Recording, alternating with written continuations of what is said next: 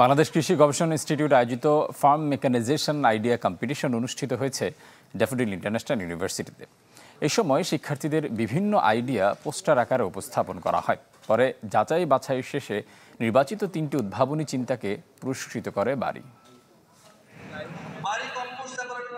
কৃষি ও মৎস্য খাতের উদ্যোক্তারা যন্ত্রের ব্যবহারের মাধ্যমে কিভাবে কম খরচ ও অল্প সময়ে সর্বোচ্চ উৎপাদন নিশ্চিত করবেন সেই প্রযুক্তি সম্পর্কেই ধারণা দিচ্ছেন ড্যাফোডিল ইন্টারন্যাশনাল ইউনিভার্সিটির শিক্ষার্থীরা।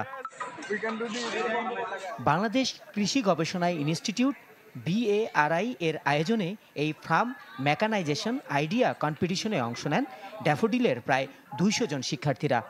টাইমলি পানিটা স্প্রেড করা হবে রুটস থেকে পানিটা আবার নিচে আসবে, আবার ওই ট্যাঙ্কে আসবে। এইটা টাইমলি যখন স্প্রেটা করা হবে সকল নিউট্রিয়েন্ট গাছ পাবে।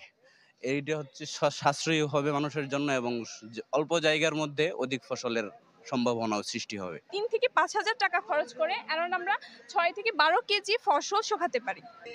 শিক্ষার্থীদের উদ্ভাবিত আধুনিক যন্ত্রপাতি সম্পর্কে জানার পাশাপাশি নিজেদের লাক্সই প্রযুক্তির ধারণা দিতেই এমন উদ্যোগ নেওয়া হয়েছে বলে জানালেন বাড়ির কর্মকর্তারা।